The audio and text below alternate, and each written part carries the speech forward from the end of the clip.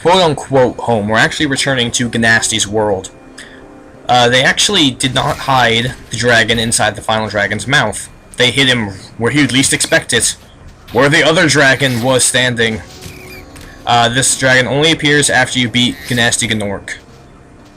And he's a repeat of Sun Gam. Gnasty's ancient history now.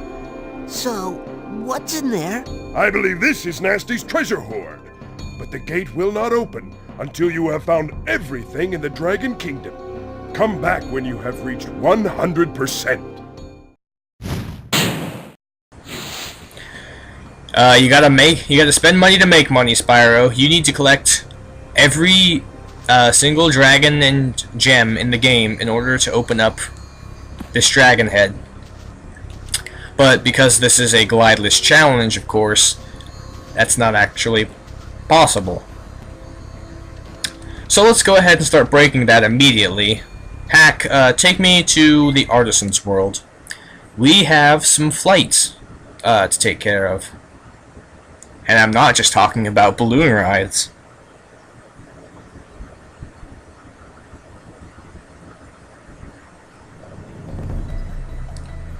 We actually received a hot tip when we were in the Magic Crafter's world. Just because we can glide doesn't mean we need to show it off, Spyro. A hot tip in the Magic Crafter's world: try stepping on the stones near the Artisan's Home waterfall. And if you do, after hearing that tidbit, they will light up like this. And then the wall will retract, forming a oddly cube-like structure, revealing the only hidden flight world level portal, Sunny Flight.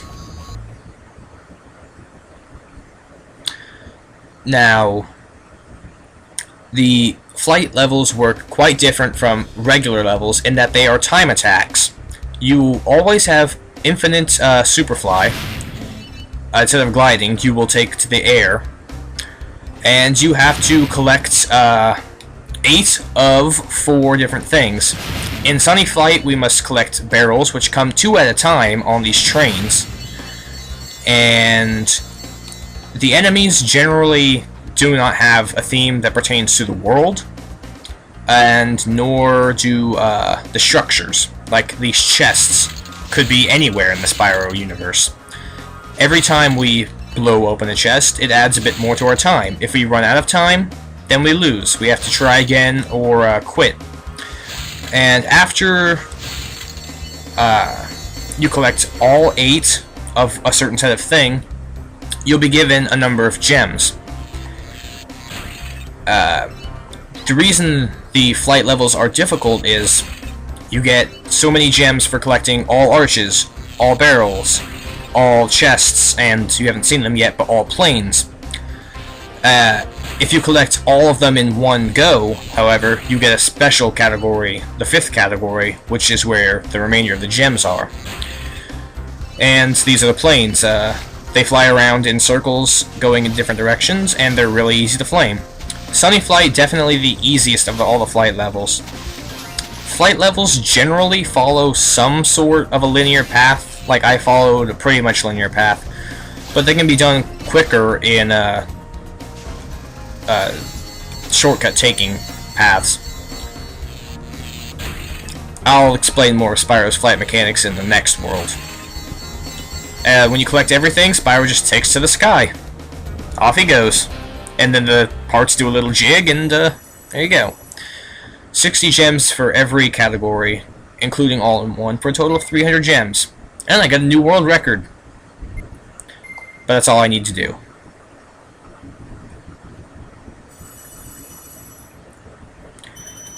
Uh, 300 gems per world is actually quite a lot of extra gems. Certainly more than I missed in all of the other world levels combined early on. So they're actually a good source of income when you actually play for the first time and aren't focusing on 100% and you need to meet a quota. I recommend doing the flight levels. Or if you're in the middle of a speed run, you just happen to find yourself in the middle of a speed run and need 300 gems really quick. You can do it in about a minute in Sunny Flight.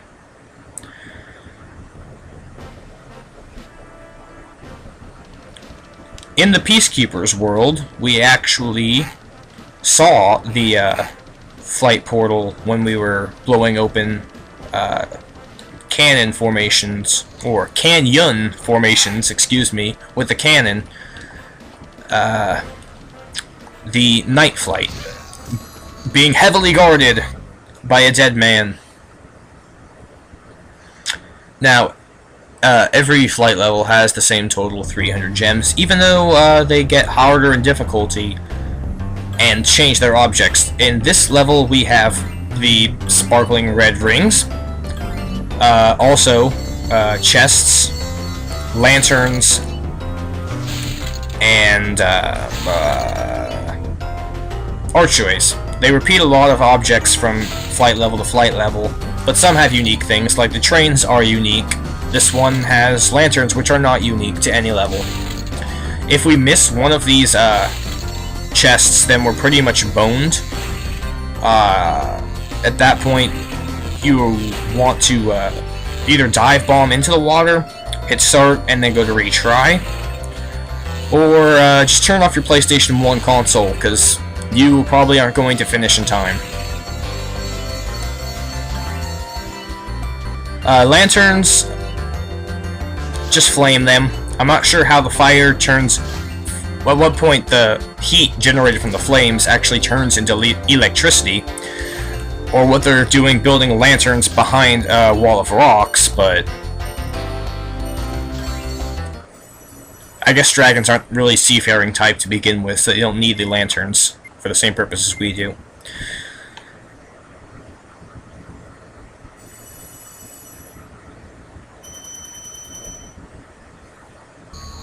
And I think single-handedly in those two levels, so double-handedly, I've collected more gems than I did in all of the Artisan's world combined, excluding Sunny Flight, of course.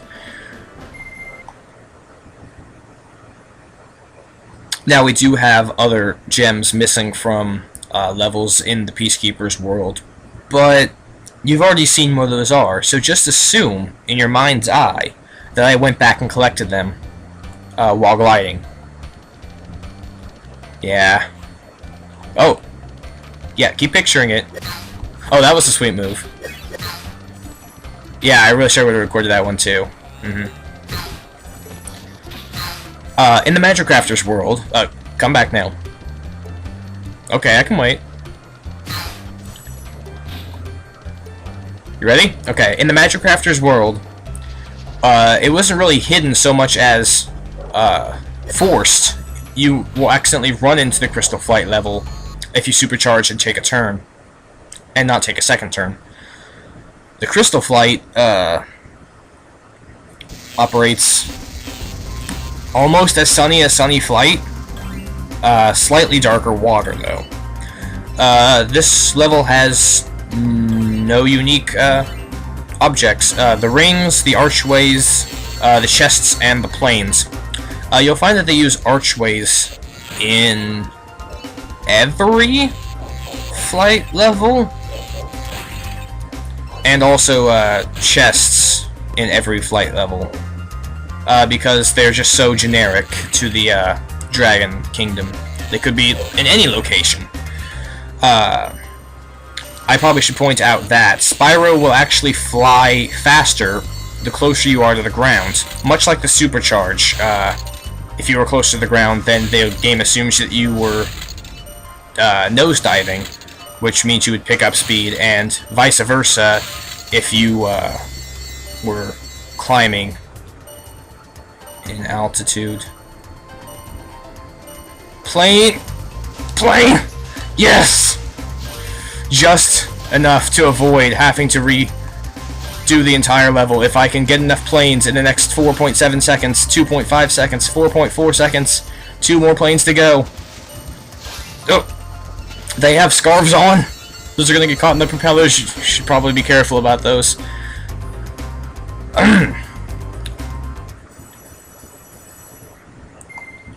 Oh, another new record. How about that? You're going to get a new record, obviously, every single time you play the level for the first time. If you want to go and do the time trials, I recommend those if you hate yourself, because It's very difficult to get a really good time, especially in the next world, which I've said it before about Jacques. I said it about Twilight Harbor. Those were difficult levels. Nothing compares to the next flight level in the Beastmaker's world. It made a beast of me. It made a sniveling baby out of me. I literally turned into a sniveling baby for about 5 minutes. The paramedics had to be called. Because Wild Flight, in addition to being slightly hidden, is incredibly difficult. The flight level for Dreamweavers is a literal piece of cake that comes out of your TV screen in comparison to this. Wild Flight also is as sunny, if not sunnier than Sunny Flight, which really wasn't that sunny to begin with. They couldn't have thrown in a lens flare effect. Wild Flight has archways, Norks in boats, more Norks in boats, chests, and planes. Norks in boats being the one exclusive object to Wild Flight. All of the flight levels take place over some sort of body of water. I'm guessing because they want you to discourage players from running everywhere, because it's obviously much slower than gliding, or rather flying. Note that I'm not breaking the no gliding challenge, because I am flying, and flying is not gliding. Just get the remainder of the boats before I go over to this separate pathway that houses why the entire level is so much harder than the others. The planes in this level are not flying out in one big circle like the other levels. Rather, they're flying in 2 smaller circles. See, if I miss one of those planes, there aren't so many other planes to keep me busy. So, like that, I have to actually meet him again in the loop in order to reclaim him. Like that one's probably going to screw me over. The last plane. Now, hopefully I can get the remainder of the chests, which all should be in this area. Oh. With 13.2 seconds to spare. Not even a close call. Wild Flight, the hardest level in Spyro the Dragon. Ooh, a new record. That was shockingly close to the total time in Crystal Flight. They're all paced about the same. And we've actually eclipsed 10,000 gems. I believe there are 12,000? Or is it 14,000 treasure in the Dragon Kingdom? I had 1,500 of it tied up solely in flight levels. Because Gnasty Gnorc does not have a flight level. There are 5 worlds, 5 flight levels. 1,500 gems, 300 per flight level. So, Cradle Balloonist, take us to Dreamweavers. I am feeling a bit peckish from my excursion in the Beastmakers. I need something to relax. Give me the final flight level of the game. Let's see here, I actually don't have any gems from that level. Both loop-to-loops.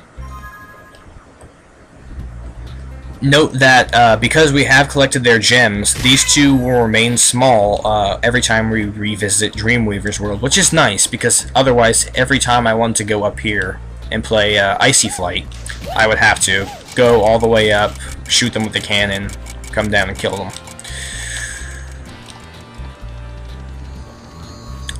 Icy Flight. For some reason I always assumed was the 6th. Icy Flight. Icier than most. And it has lanterns, chests, trains, which were not actually exclusive to Sunny Flight. My apologies. And a new thing, which are not arches, which mean that arches aren't in every single level like the chests were. My apologies. Now, they didn't put these lanterns in a straight line. They're sort of all over the jig-jagging place, which makes them hard to hit all in one swoop. Now, we want to be going to the left so that we meet the trains head-on rather than have to chase after them. It's quicker that way. The fourth object and final object is the helipack Norks. Helipacks that were prototypes of the ones used in Ratchet & Clank. Little tidbit for you, Insomniac fans out there. The most difficult object in the entire Flight series to hit because they move up and down. Spyro moves left and right quite easily. Up and down, not so much. And if you miss one, it's really hard to go back and actually acquisition him again.